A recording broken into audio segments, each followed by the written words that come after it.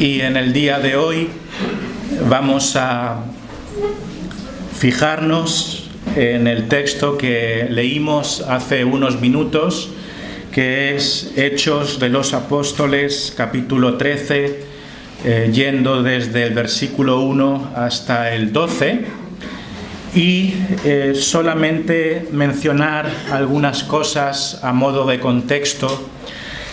Antes de este capítulo 13 de Hechos de los Apóstoles, estuvimos viendo cómo la iglesia del primer siglo empezó a tener muchas dificultades. Nos acordamos, por ejemplo, de la persecución personificada en la muerte de Esteban, el primer mártir cristiano. También vimos hace poco cómo el rey Herodes en el capítulo 12 echó mano de la iglesia y la maltrató, y Pedro fue encarcelado, pero vimos también cómo la mano poderosa de Dios le liberó con toda potencia y toda suficiencia, lo cual nos demuestra que a pesar de las dificultades y las persecuciones, Dios prevalece sobre todas esas cosas, y es lo que es importante comprender. También vimos, por ejemplo, que a través de la persecución, algo que pudiera parecer negativo a los ojos de los hombres, ¿no? Los creyentes fueron esparcidos a otras regiones, y fue de esa manera, a través de la persecución, que se fundó la iglesia en Antioquía, que fue la primera iglesia de origen gentil. Y no fue cualquier iglesia, fue una iglesia muy utilizada por el Señor. De hecho, como vimos, Pablo fue llamado a formar parte de la iglesia de Antioquía, y Antioquía se convirtió como en un centro de operaciones, a partir de la cual fueron enviados creyentes a predicar en otras tierras. De hecho, el texto de hoy nos habla del primer viaje misionero que lo realiza Saulo y Bernabé, y es el primer viaje misionero organizado, por así decirlo, a propósito para esparcir la palabra de Dios, y sale de Antioquía. Entonces podemos darnos cuenta cómo el papel de la iglesia de Antioquía en la historia del cristianismo es clave, porque es la primera iglesia que prepara y envía misioneros para la obra cristiana. Entonces, Antioquía no es cualquier iglesia en este sentido, es una iglesia pionera en la historia. Pero lo interesante es que esa iglesia nace a partir de la persecución, porque los creyentes fueron echados a otras tierras y llegan a Antioquía, y desde allí la obra sigue creciendo. La lectura que hacemos de todo esto es que, a pesar de que la iglesia cristiana desde sus inicios siempre confrontó dificultad, persecución, muerte, a pesar de todo eso, siempre fue triunfante el plan de Dios en la sabiduría y en la providencia divina. Y hoy el tema no es tan diferente, porque lo que seguimos viendo es que la iglesia sigue recibiendo oposición. Hoy lo que veremos es un caso más personal de una persona que quiere escuchar la palabra de Dios, y vemos como un hombre, un mago, como le llama Saulo, un hijo del diablo, lo que hace es oponerse y tratar de que ese varón que quería escuchar la palabra de Dios no la escuche. Con lo cual es un tema recurrente y continuo, ¿veis? Cómo Satanás hace todo lo posible para frenar la obra de Dios. Pero hoy también veremos otro ejemplo de que al final Dios no permite que esos obstáculos frenen su obra.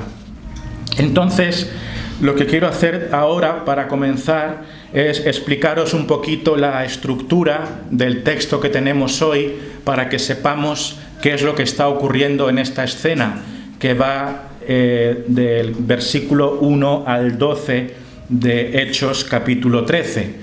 Y os voy a dar una estructura bastante simple y, por ejemplo, diré que desde el versículo 1 al versículo 3 lo que vemos es el llamamiento y envío de Bernabé y Saulo para el primer viaje misionero, ¿vale? Del versículo 1 al versículo 3 del capítulo 13 vemos cómo dos hombres, Bernabé y Saulo, que también es Pablo, el apóstol, es la misma persona, son separados por el Espíritu Santo y enviados al primer viaje misionero. Veis como dice aquí en el versículo 1 que en la iglesia de Antioquía había profetas y maestros, ¿no? Y se da una lista de nombres, y el versículo 2 dice, ministrando estos al Señor, o sea, mientras servían estos hombres al Señor y ayunando, dijo el Espíritu, apartadme a Bernabé y a Saulo para la obra a que los he llamado. ¿Veis cómo el Espíritu Santo se manifestó y dijo, apartadme a Bernabé y a Saulo para la obra a que los he llamado? Entonces, versículo 3, habiendo ayunado y orado, les impusieron las manos y los despidieron.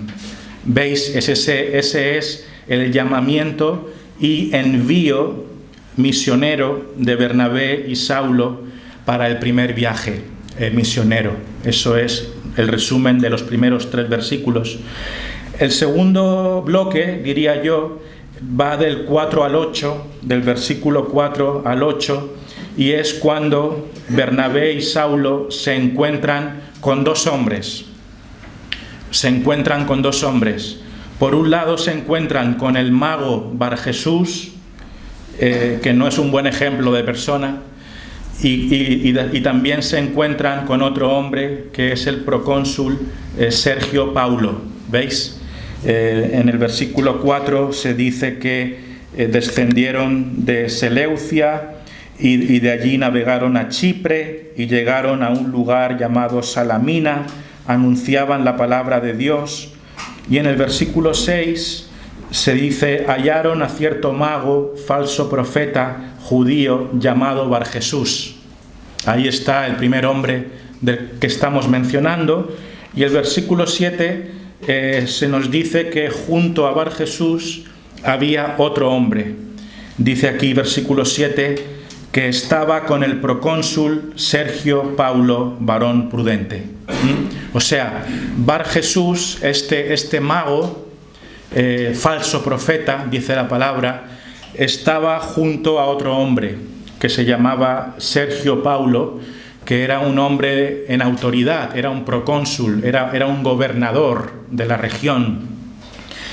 Y son dos hombres bien diferentes, porque la palabra nos dice también que este hombre, Sergio Paulo, deseaba oír la palabra de Dios. Deseaba oír la palabra de Dios. Bien, eso sería del 4 al 8. Después, del 9 al 11, vemos la acusación y castigo contra Barjesús. ¿Qué ocurre aquí? Que Saulo, viendo cómo Barjesús estaba tratando de que Sergio Paulo no creyera, ¿no? Pues vemos que Saulo reacciona a eso y acusa a Barjesús de ser, ¿qué? Pues lo dice, fijaos las palabras del versículo 10, que no son livianas, ¿no? Dice, oh, lleno de todo engaño y de toda maldad, hijo del diablo, enemigo de toda justicia, no cesarás de trastornar los caminos rectos del Señor. Fijaos qué tipo de acusación. Hijo del diablo le llama, ¿no? ¿Por qué? Pues porque este hombre, Barjesús, estaba tratando de desviar, de hacer que el procónsul no creyera. Estaba poniendo obstáculos Esto lo dice claramente el versículo 8. El versículo 8 al final dice, procurando apartar de la fe al procónsul, ¿no? Procurando apartar de la fe al procónsul. Este hombre, Bar Jesús, que se le da otro nombre, Elimas, para que nos entendamos, Bar Jesús, esa palabra Bar significa hijo de.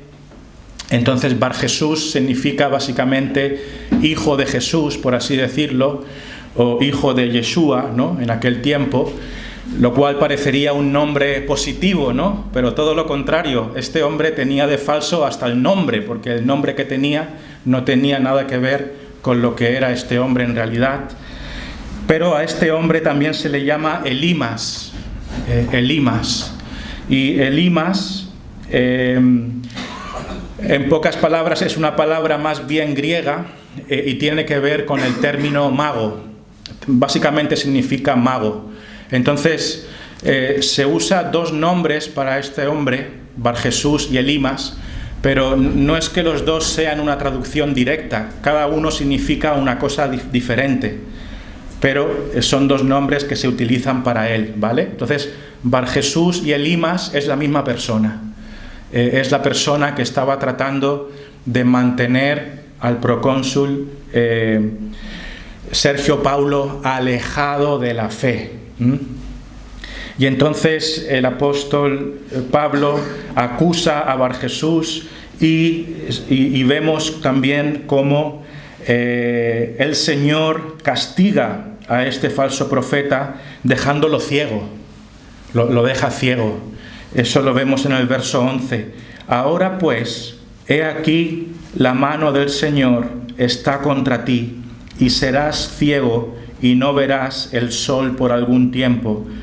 E inmediatamente cayeron sobre él oscuridad y tinieblas, y andando alrededor buscaba quien le condujese de la mano. Entonces, a través de Saulo, Dios mismo se encarga de frenar a este hombre y lo castiga dejándolo sin vista. Entonces, esto lo podemos interpretar en el contexto inmediato como algo que Dios hace para evitar que este hombre siga molestando, ¿no? Pero haciendo una lectura más profunda y general, también es muy significativo, porque lo que nos está diciendo este evento es que Dios mismo se encarga de que su obra siga adelante, ¿entendéis? Él no iba a permitir que los obstáculos prevalecieran, sino que Él mismo se ocupa de sacar a Bar Jesús del medio. Entonces, no es solamente una victoria para facilitar que un hombre escuche el Evangelio. Es una victoria significativa, aplicable al día de hoy. Dios se encarga de que su obra siga adelante y saca todos los aparentes obstáculos. ¿Veis? Es significativo. La Biblia nos está comunicando la idea de que sí, hay dificultades, hay obstáculos, hay gente que se entromete, pero tranquilos, porque Dios se va a encargar de que sus propósitos se cumplan para salvación de los escogidos. Ese es el mensaje de fondo, ¿no? Y entonces esa es la acusación y castigo sobre Bar Jesús. Y por último vemos la fe de Sergio Paulo. Este procónsul terminó creyendo después de ver lo que le ocurrió a este falso profeta que se quedó ciego. Y lo vemos en el versículo 12. Entonces el procónsul, viendo lo que había sucedido, creyó, maravillado de la doctrina del Señor. Entonces, a fin de cuentas, este texto nos habla de un hombre que llegó a conocer a Cristo, a un hombre que creyó, que depositó su confianza en Jesús. Y esto es importante para ti hoy en día, ¿no? Todos los que estamos aquí hemos llegado a la fe. Tú has llegado a la fe, o quizás seas alguien que todavía esté ahí con esas dudas o esos obstáculos que te están apartando de la fe, que hoy sea un día para que todo eso desaparezca y que hagas como este procónsul, que llegues a los pies de Jesucristo, que por fin entregues tu vida a Él, que creas en Él de todo corazón, ¿no? Que es lo más importante. Entonces, esto resume la situación de la escena que hemos leído, y ahora vamos a ver algunas cosas bien importantes que nos deja este texto. La primera es un poquito preliminar y tiene que ver con la gran bendición de tener muchos buenos maestros. Estamos remontándonos un poquito al principio del texto, pero qué gran bendición es tener muchos buenos maestros. Yo soy el primero que me encantaría que tuviésemos 10 pastores. Aquí nadie pretende que haya un único pastor. Los creyentes hemos de anhelar que nuestras iglesias tengan muchos buenos maestros y pastores. La iglesia no es mía ni es nuestra, la iglesia es de Dios. Entonces, como dije antes, es muy importante que perseveremos en la oración para que Dios traiga más maestros y más pastores verdaderos a esta iglesia y a todas las iglesias que predican la palabra de Dios. Vemos el ejemplo de Antioquía, ¿no? Dice aquí, versículo 1, capítulo 13 de Hechos: había entonces en la iglesia que estaba en Antioquía profetas y maestros. No vamos a entrar en esa distinción, pero esencialmente son hombres que hablan de parte de Dios a la gente, ¿no? Son maestros de la palabra de Dios. Y se nos menciona a Bernabé, a Simón, el que se llamaba Niger, Lucio de Cirene, Manaén, el que se había criado junto con Herodes, el tetrarca, y Saulo. Entonces, veis que había un buen equipo de predicadores aquí. Era una iglesia muy bendecida por Dios porque tenía buenos maestros. Y esa fue este hecho es muy importante, porque si ellos no hubieran tenido tantos buenos maestros, no podrían haber sido la primera iglesia misionera. ¿Nos damos cuenta de eso?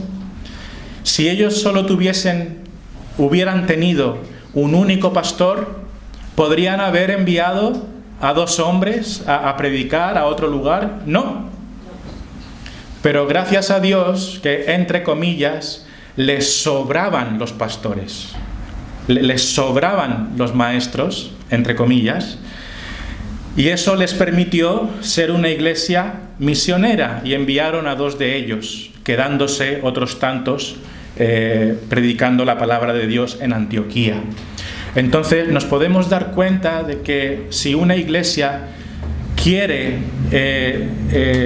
levantar obras nuevas, que es lo que nosotros queremos, no vamos a ser capaces de hacerlo a menos que tengamos varios buenos maestros y predicadores, porque eso es fundamental. Entonces, hermanos, no nos cansemos nunca de orar por nuevos obreros. No es una oración simplemente que mencionamos porque queda bonito, ¿no? Señor, envía más obreros a tu mies. No. Tiene que ser una oración que esté como un objetivo misionero constante. Ha de ser un clamor central de una iglesia saludable. Orar por más obreros. Señor, trae hombres, tráelos. Y de verdad que Él lo hace. Y de verdad que yo creo que esta iglesia ya está siendo bendecida por más de 1 y más de 2 hombres que son capaces de enseñar. Pero queremos más. Anhelamos tener más varones que manejen bien la palabra de Dios con fidelidad. Así que yo os encargo, os animo a que oréis, que no cesemos de orar para que Dios traiga más pastores a esta iglesia. La bendición de tener muchos buenos maestros. Lo segundo que es muy significativo es que la obra de Dios requiere la guía del Espíritu Santo mediante la oración. La obra de Dios requiere la guía del Espíritu Santo mediante la oración. Aquí estamos delante de la iglesia de Antioquía, que es la primera iglesia misionera, en el sentido de que es la primera congregación cristiana de la historia que se organiza y planifica unos viajes misioneros con el objetivo claro de plantar nuevas iglesias. ¿Y qué es lo que hace?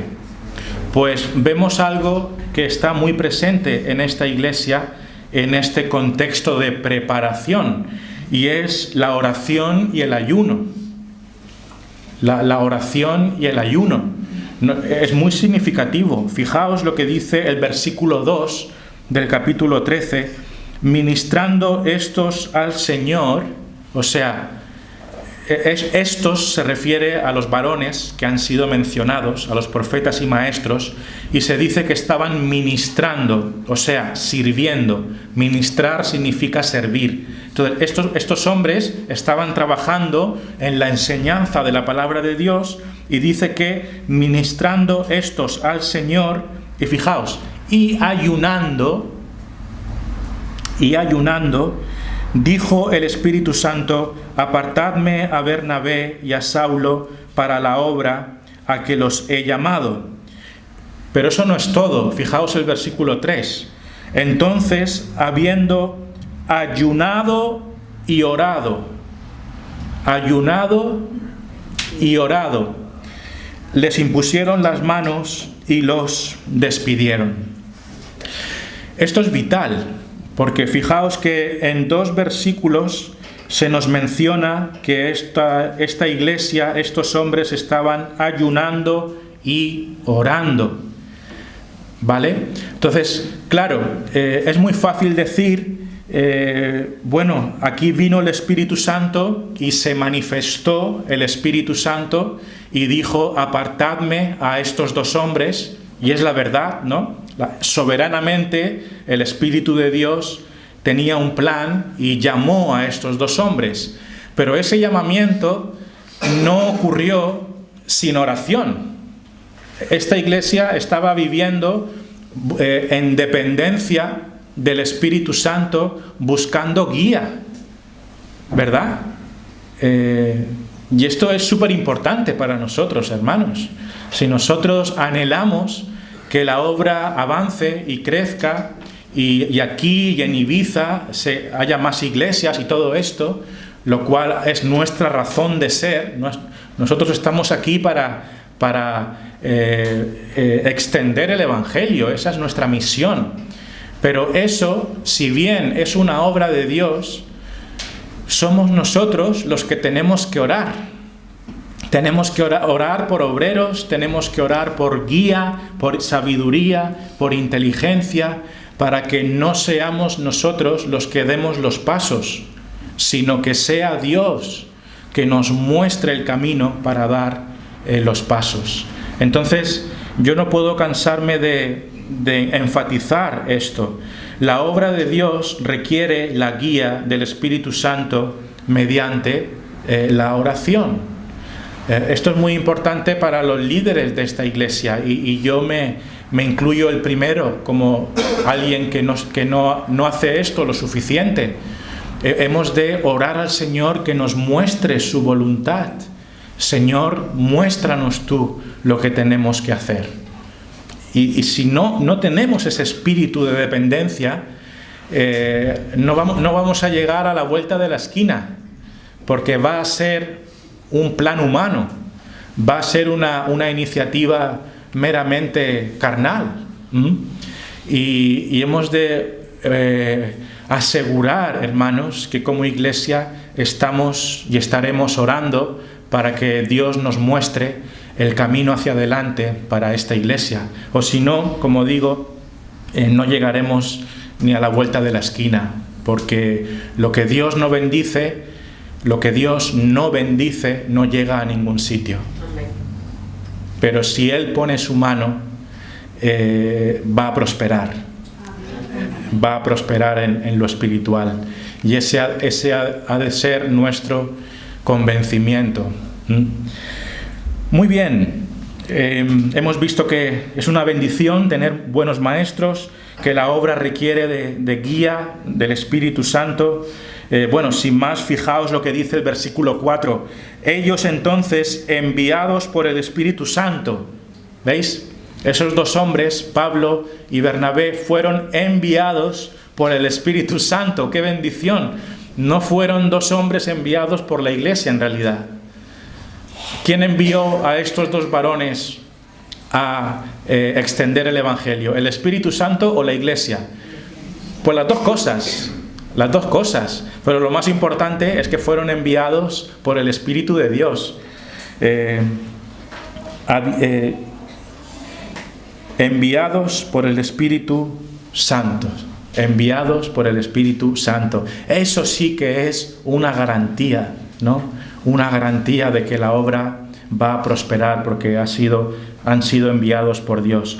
Otra cosa muy importante es que en la obra de Dios, la palabra de Dios es central.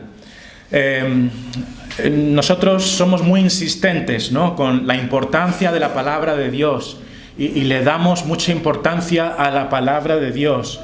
Y está bien hacer eso, porque de verdad que no es un énfasis que nos lo inventemos nosotros, porque nuestra denominación le gusta enfatizar eso. No, es porque la propia palabra de Dios nos enseña la centralidad de la Biblia. Sin la predicación de la palabra de Dios, una iglesia no va a ningún sitio. Ni siquiera nace una iglesia sin la predicación de la palabra de Dios. Y ese énfasis constante de la palabra de Dios lo vemos a través de Hechos y lo vemos particularmente aquí en este texto que tenemos hoy, porque fijaos en el versículo 5, dice: y llegados a Salamina, aquí vemos ya a Bernabé y a Saulo en ese primer viaje misionero, ¿no? Llegando a Chipre, dice: y llegados a Salamina, fijaos qué hacían, anunciaban la palabra de Dios en las sinagogas de los judíos. Anunciaban la palabra de Dios. Anunciaban la palabra de Dios. ¿Vale? Entonces nos podemos dar cuenta de que estos varones tenían muy claro qué había que hacer, de qué se trataba esto. Esto se trataba de predicar la palabra de Dios. Aquí no vemos preevangelismo, no vemos hay que conocer primero a la gente y después no sé qué. Bueno, eso está bien, pero lo que hay que hacer es predicar la palabra de Dios, enseñar la palabra de Dios. Eso es lo que da luz a la gente, es lo que atrae a la gente al Señor. Y aquí vemos esta presencia de la palabra de Dios. Fijaos en el versículo 7, se vuelve a mencionar la importancia de la palabra de Dios, porque dice que estaba estaba Bar Jesús con el procónsul Sergio Paulo, varón prudente. Y fijaos que este procónsul dice que llamando a Bernabé y a Saulo, deseaba oír la palabra de Dios. Deseaba oír la palabra de Dios. O sea que, hermanos, todo este texto está girando en torno a la palabra de Dios. Lo primero que hacen estos dos misioneros es predicar la palabra de Dios. Vemos a un hombre que se le da un protagonismo central en esta escena, que es el procónsul Sergio Paulo. ¿Y qué es lo que quiere este hombre? Oír la palabra de Dios. O sea, no está que a él no le interesa conocer a estos dos nuevos maestros. Él tiene un interés por la palabra de Dios. ¿Veis qué central es esto? Todo gira en torno a la palabra de Dios. No nos equivoquemos. Aquí el foco central que nos transmite la Escritura es que la palabra de Dios, la Biblia, la enseñanza de las Escrituras es lo que hace que la Iglesia crezca, se desarrolle persevere, se santifique. Todo gira en torno a la palabra, algo central. Y eso es algo que nosotros como Iglesia nunca debemos olvidar. Y repito, es un énfasis que el propio texto hace, ¿verdad? Yo no me lo he inventado. Es la propia Biblia que dice que la tarea primordial de estos dos hombres era anunciar la palabra de Dios, y el anhelo central de este Sergio Paulo era oír la palabra de Dios.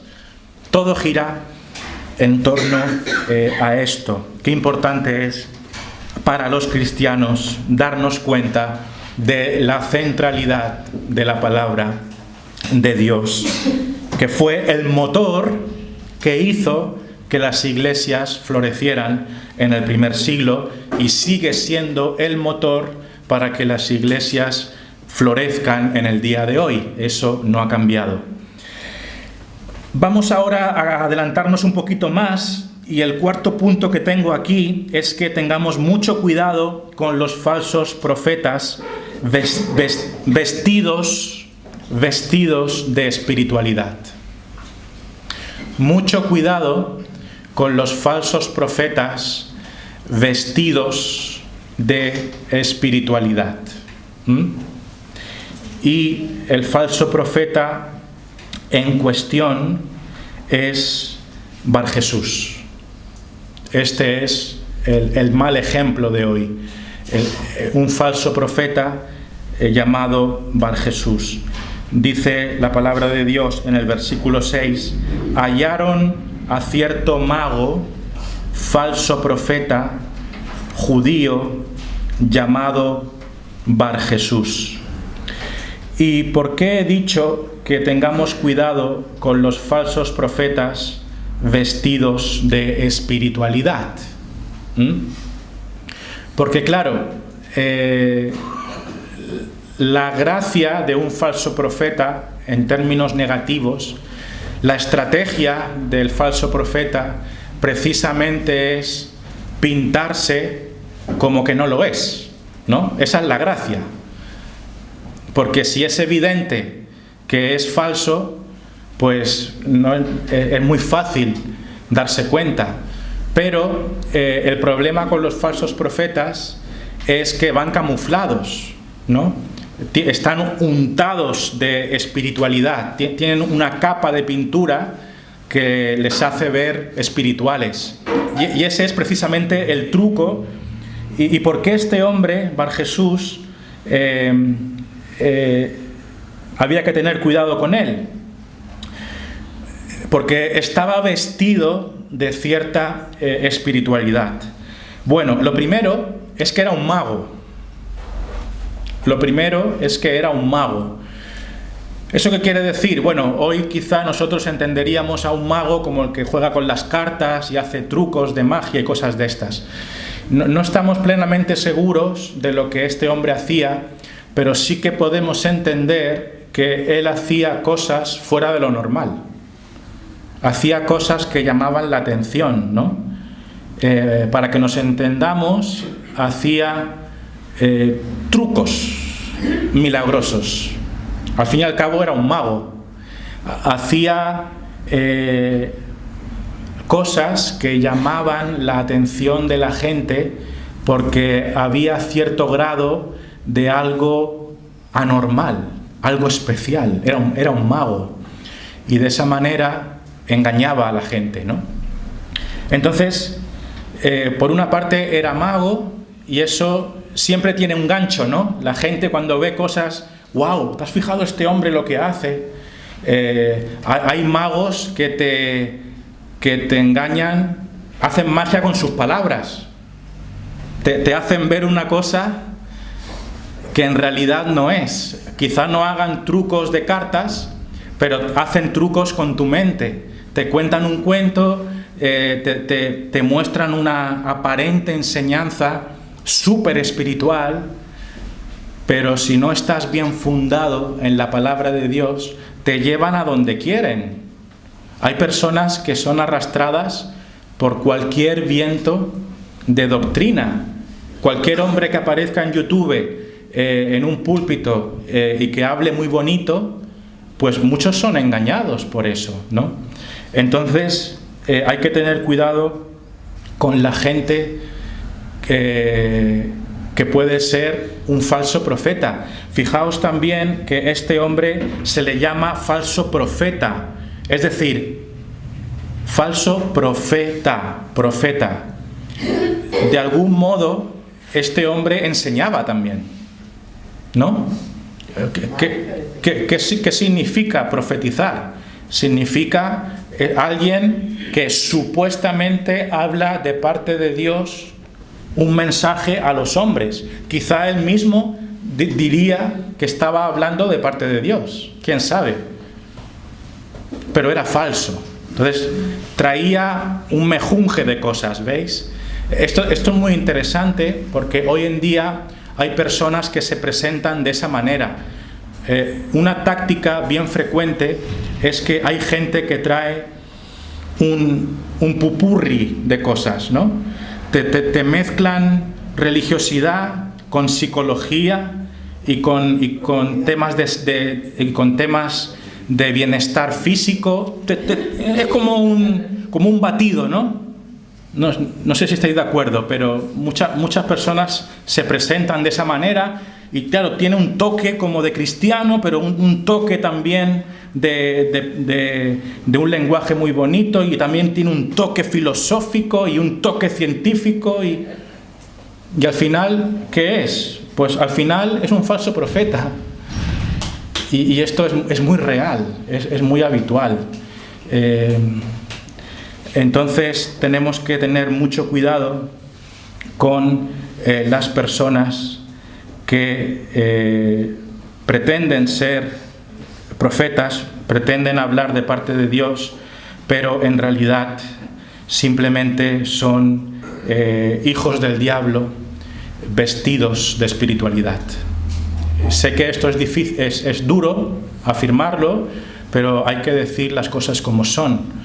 Ahora bien, aquí hay una cosita, también diré, esto no quiero sobre espiritualizar, pero este hombre era falso hasta en el carnet de identidad, porque se llamaba Bar Jesús, ¿no? Hijo de Jesús, o sea, más espiritual imposible, ¿verdad? Bar Jesús. Uf. Y después resulta que no tenía nada que ver con Jesús. Y lo que quiero decir es, bien, los falsos profetas nos pueden tratar de engañar de muchísimas maneras, ¿no? Pero os voy a decir cuál es la característica esencial de un falso profeta. Y es la característica esencial de Elimas o Bar Jesús. ¿Sabéis cuál es esa característica? Que mantienen a la gente alejada de la palabra de Dios. Esa es la característica esencial de un falso profeta. Mantienen a la gente alejada de la palabra de Dios. Eso es un falso profeta. Hay falsos profetas que utilizan la Biblia. O sea, utilizan la Biblia para explicarte historias, para contar anécdotas, para dar enseñanzas interesantes, pero te mantienen alejado de la esencia de la palabra de Dios, que es el Evangelio, la fe en Jesucristo, el arrepentimiento y el perdón de pecados. Esos son los falsos profetas. ¿Veis?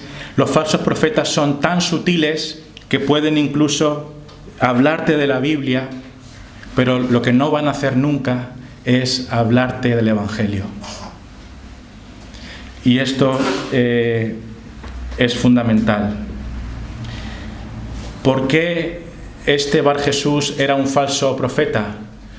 Por muchos motivos, pero esencialmente porque estaba evitando que el procónsul Sergio Paulo creyera en Jesús para salvación.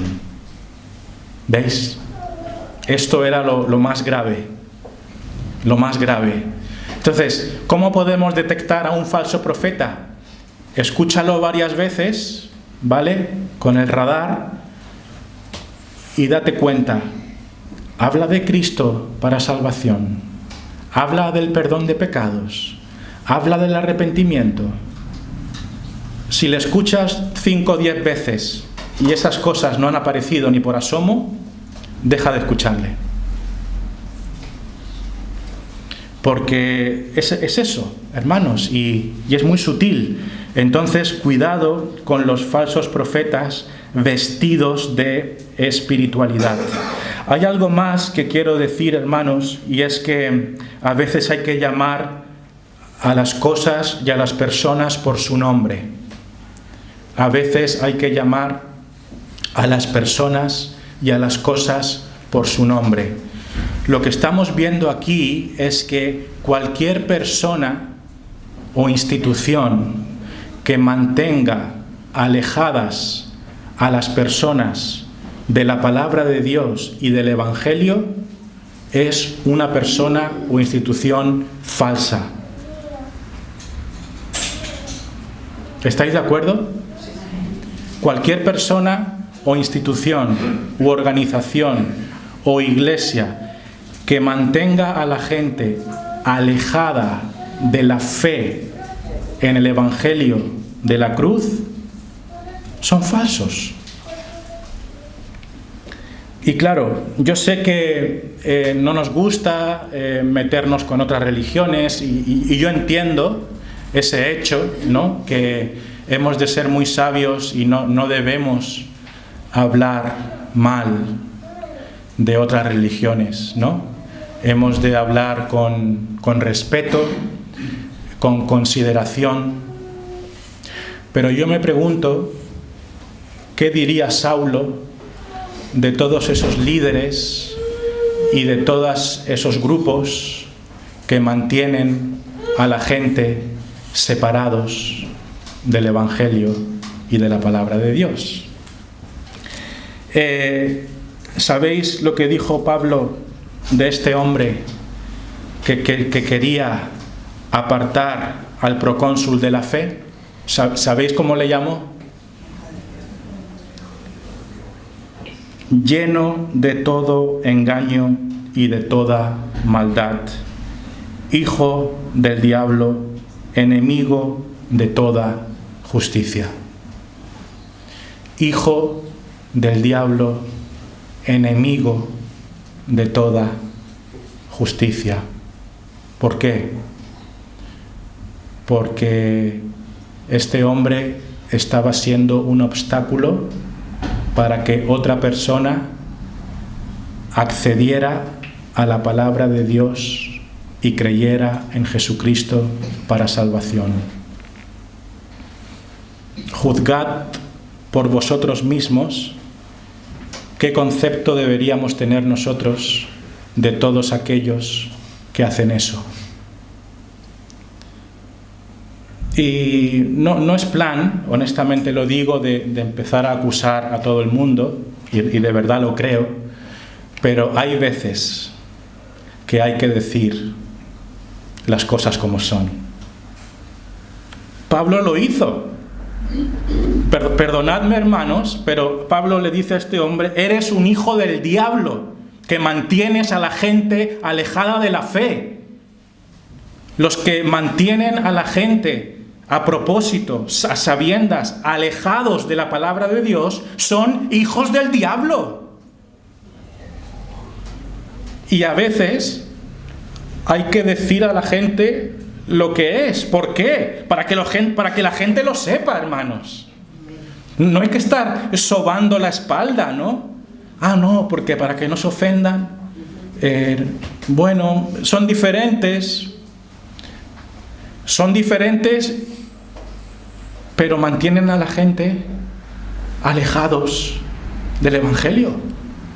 Mantienen a la gente en oscuridad. Mantienen a la gente de camino al infierno, hermanos. ¿Cómo se le llama a eso? Son enemigos de toda justicia. Y a veces hay que desenmascararlos. Repito, hay que tener un equilibrio entre el respeto por otras organizaciones, por otros líderes, ¿de acuerdo? Pero no nos engañemos. Los cristianos acusan a los engañadores. ¿O yo me lo invento? Que el Señor nos dé sabiduría. Amén. Que el Señor nos dé sabiduría para tener un sano equilibrio. No, de verdad que no estoy diciendo que ahora salgamos todos y nos pongamos a insultar a otras religiones. No es eso. Hemos de mirar a todo el mundo con amor, compasión, respeto. Pero hay ocasiones en las que si no levantamos la voz y no llamamos a la gente por lo que es, no estamos siendo fieles. Hijo del diablo, enemigo de toda justicia. Mi siguiente punto, y creo que esto vas a estar muy de acuerdo, ¿no?, es que Satanás trabaja constantemente para apartar a las personas de la fe. Satanás trabaja constantemente para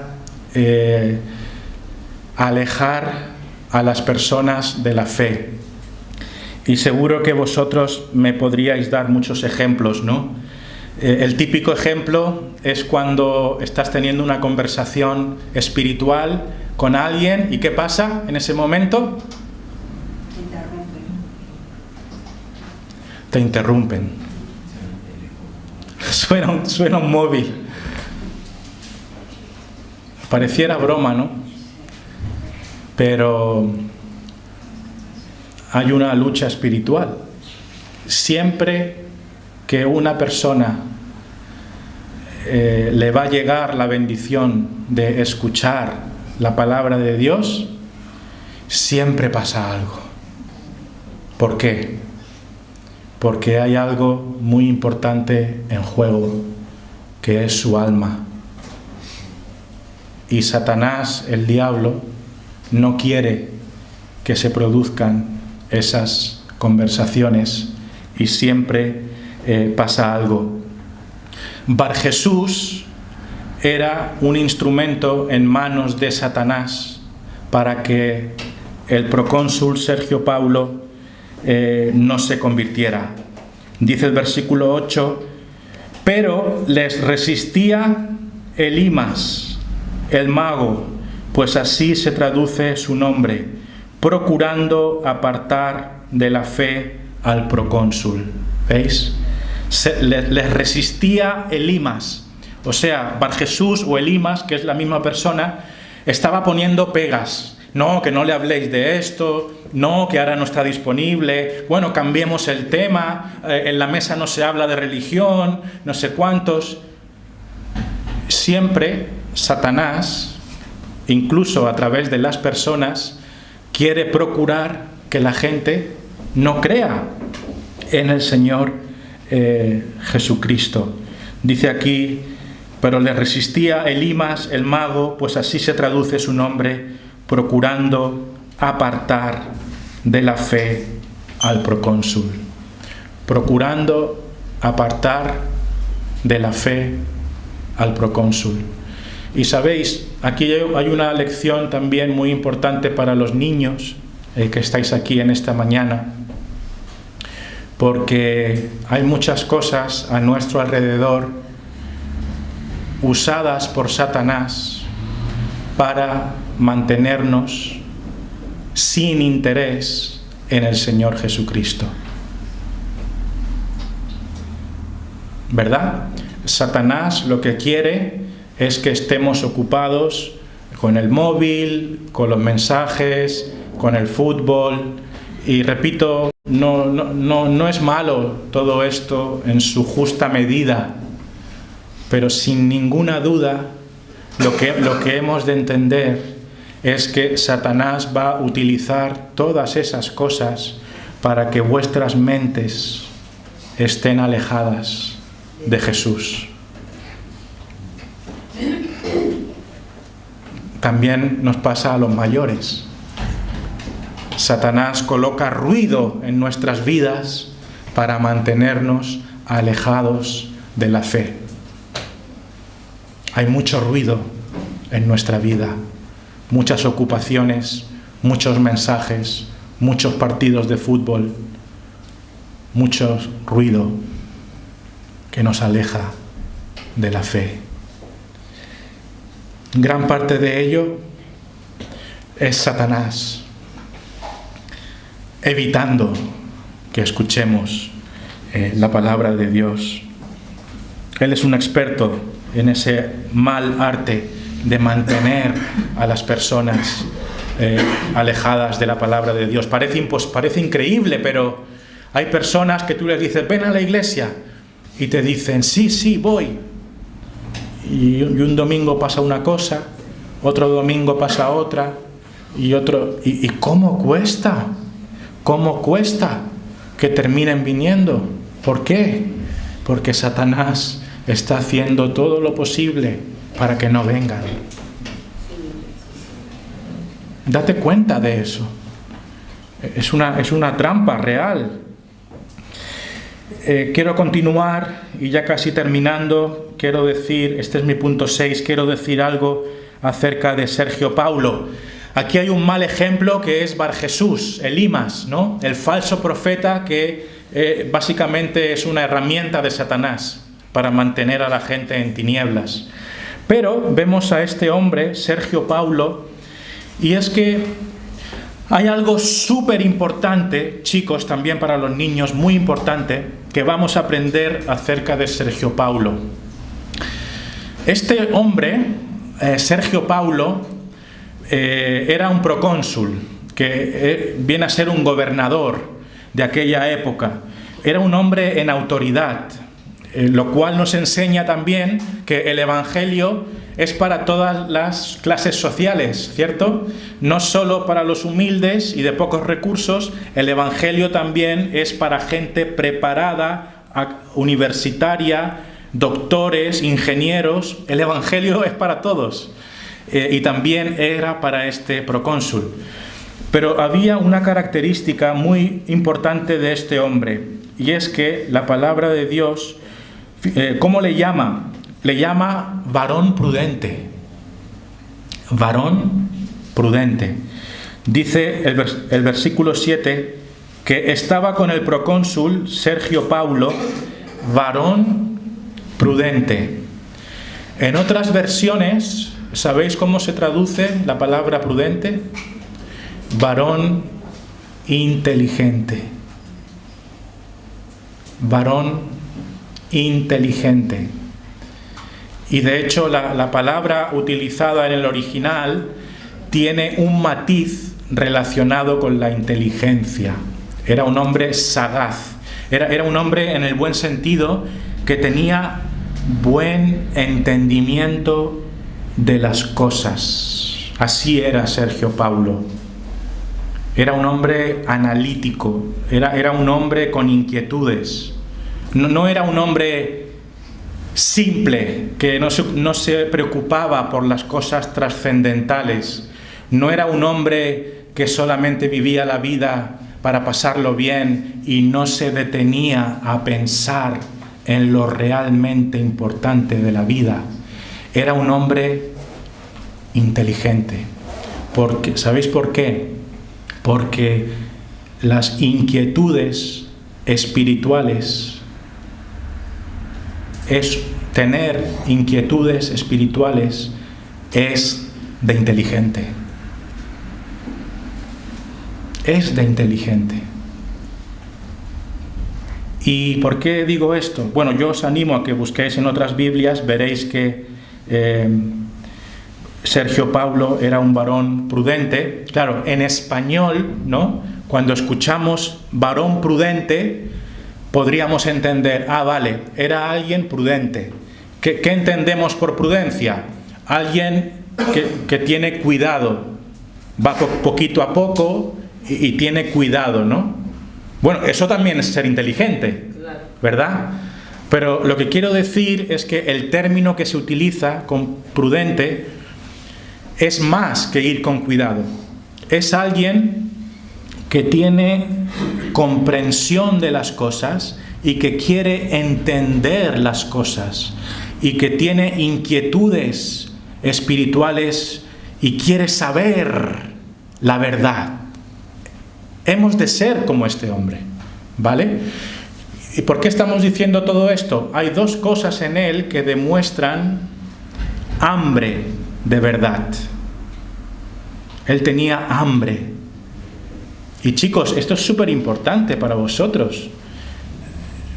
Para ser inteligente hay que preocuparse por las cosas eternas. Los tontos, los que no son sabios, les da igual. Ni siquiera piensan en lo que les va a pasar cuando se mueran. Ni siquiera piensan en Dios. No pensar en Dios es de insensatos. Pero los inteligentes según Dios, se preocupan por saber las verdades de Dios. ¡Qué valioso es esto! Nunca, jamás os olvidéis de esto. El listo según Dios es aquel que se ocupa por los temas de la Biblia. Ese es el listo de verdad. Esa es la sabiduría que importa. Es lo más valioso que podemos tener. Entonces, dos detalles sobre este procónsul. Primero, tenía un profeta al lado. Era un desastre de profeta, pero al fin y al cabo se interesó por ese charlatán. ¿Esto qué quiere decir? Que algo habría en el procónsul de inquietud, ¿no? Bueno, este es un mago, hace cosas diferentes, tiene alguna doctrina que enseñar, aunque sea nefasta, pero ¿me entendéis? No era coincidencia de que este hombre que tenía sed de verdad tuviese a un hombre relacionado con la espiritualidad a su lado, porque tenía ese tipo de inquietudes, ¿entendéis? Pero la muestra evidente de que tenía hambre de Dios y de saber acerca de Él es que dice literalmente el versículo 7, deseaba oír la palabra de Dios. Deseaba oír la palabra de Dios. ¡Qué gran acierto! Deseaba oír la palabra de Dios. Este sí que es listo. Este sí que es inteligente. Este sí que es prudente. Porque deseaba oír la palabra de Dios. Y tristemente vivimos en un mundo que parece bien diferente a este hombre. La gente no quiere oír la palabra de Dios. La gente ignora la Biblia. La gente vive su vida a su manera. Esa es una manera imprudente e insensata de vivir la vida. Los prudentes y sensatos desean escuchar la palabra de Dios. ¿Deseas tú saber las verdades de Dios? Si es así, qué bien. Que Dios te bendiga. Que Dios te bendiga. Estás en el camino de la inteligencia. Estás en el camino de la prudencia. Estás en el buen camino. Pero ¿cuántas personas están hoy en oscuridad y no les importa? ¿Cómo es posible que no nos preocupemos por lo espiritual? ¿Cómo es posible que no tengamos inquietud por qué va a ser de nosotros por la eternidad? Esta vida es un suspiro. Nos espera después una eternidad que nunca va a acabar. ¿Cómo es posible que no hagamos nada para ser salvados del infierno? Haz algo, preocúpate. Es lo que un sabio, Sergio Paulo, fue un ejemplo de hombre inteligente y mandó a que estos hombres le enseñaran la palabra de Dios. Qué hombre más acertado, ¿no? También quisiera mencionar unas palabras muy importantes también que vemos en 2 de Timoteo 3:15. En 2 de Timoteo 3:15, el propio Saulo o Pablo le habla al discípulo Timoteo, y sabéis que le dice en 2 de Timoteo 3:15, le dice esto, 14 y 15, le dice 2 de Timoteo capítulo 3 versículos 14 y 15, pero persiste tú en lo que has aprendido y te persuadiste, sabiendo de quién has aprendido, y que desde la niñez has sabido las sagradas Escrituras, las cuales te pueden hacer sabio para la salvación por la fe que es en Cristo Jesús. ¡Qué tesoro! ¡Qué gran tesoro! Las sagradas Escrituras, las cuales te pueden hacer sabio, las cuales te pueden hacer sabio. ¿Para qué? Para la salvación por la fe que es en Cristo Jesús. Esa fue esta misma sabiduría, la fe para ser salvo por Jesús, es la misma sabiduría que recibió el procónsul.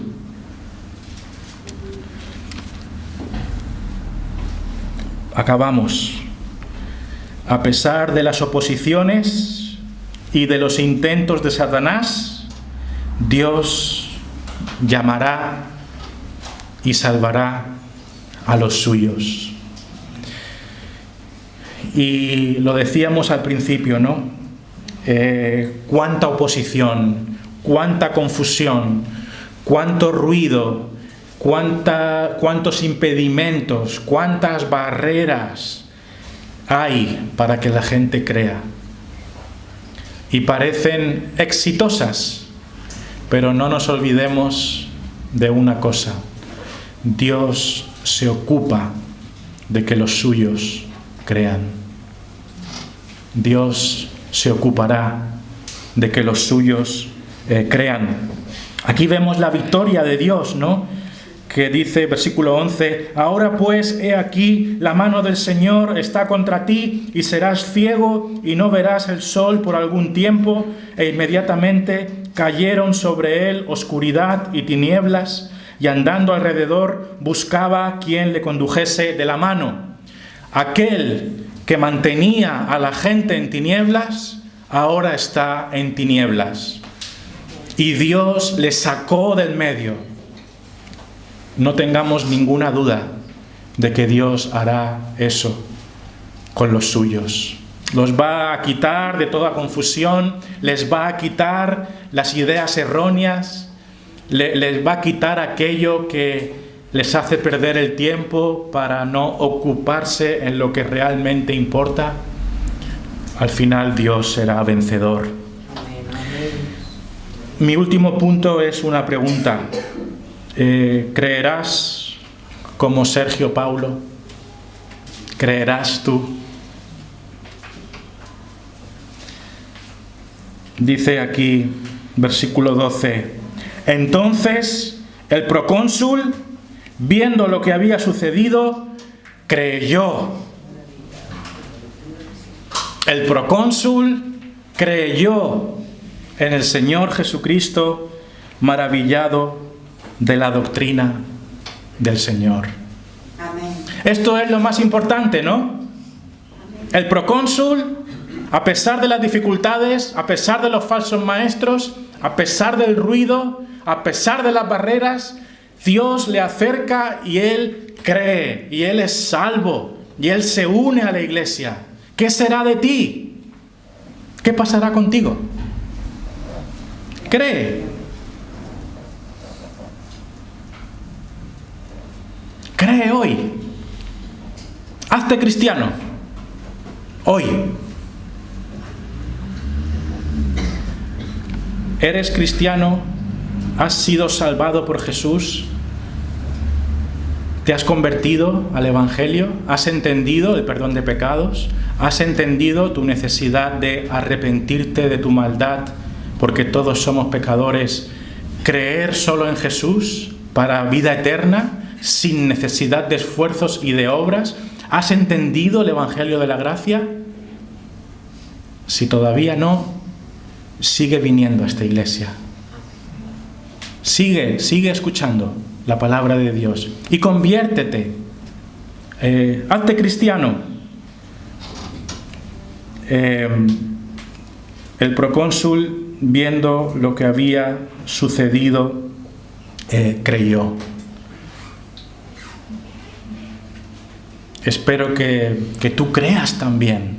¿Qué es lo que está en tu camino que te aleja de Dios? ¿Cuál es la duda? ¿Cuál es el problema? ¿Has comprendido que hay muchas cosas que pretenden tenerte alejado? Algunos dicen, bueno, hoy no, mañana ya veremos. Déjame pensar, ya te escucharemos otro día, como dijo Félix, ¿no? Agripa.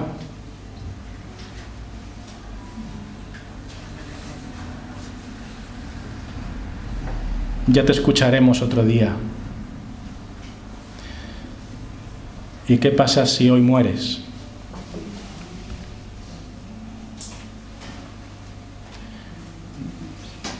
Nadie planifica su muerte, ¿no? Ninguno de los que estamos aquí piensa que va a morir hoy. Eso está claro. De hecho, salvo los que tienen enfermedades muy graves, terminales, nunca piensan que van a morir hoy. Pero tú y yo podríamos morir hoy. ¿Qué será de nuestra alma? Que el Señor nos ayude y te ayude a ti también. Amén. Amén.